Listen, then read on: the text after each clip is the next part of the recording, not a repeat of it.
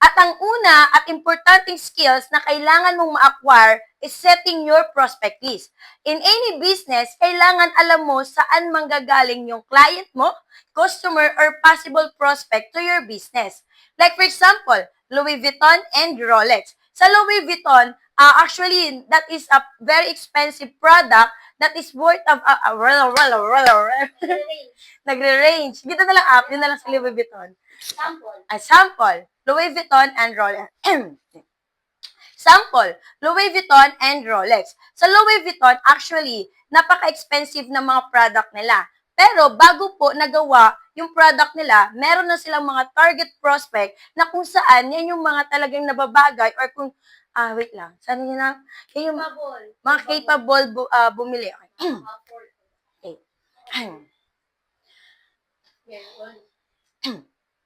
For example, Louis Vuitton and Rolex. Actually, that is a very expensive items. Pero, bago po nagawa ang produkto na yan, meron na silang mga target market or target prospect na kung saan mga capable bumili ng mga ganyang produkto. Like for example, Louis Vuitton. Actually, in Louis Vuitton, that is worth of 100,000 to million. Like, there shall have...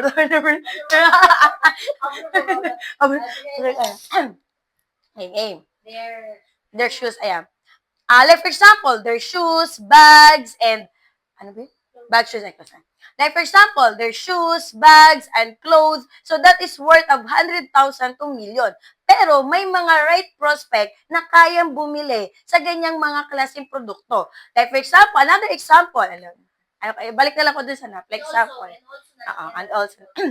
And also, the Rolex. Actually, the Rolex, that is worth 1 million and pataas, di ba? Pero, imagine niyo po, may mga tao na which is capable pa rin bumili ng kanilang produkto. So, ibig sabihin, bago pa lang po na-create yung mga products na yan, meron na sila mga target prospect na kayang bumili sa kanilang mga produkto. So, like for example, in our business also, same to our, same.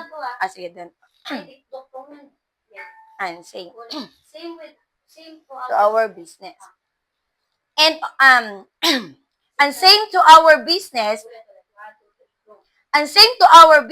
kailangan alam mo din kung sino-sino yung mga prospect mo at saan manggagaling ang mga tao na isi-sharean po natin ng opportunity para gawin yung ating negosyo.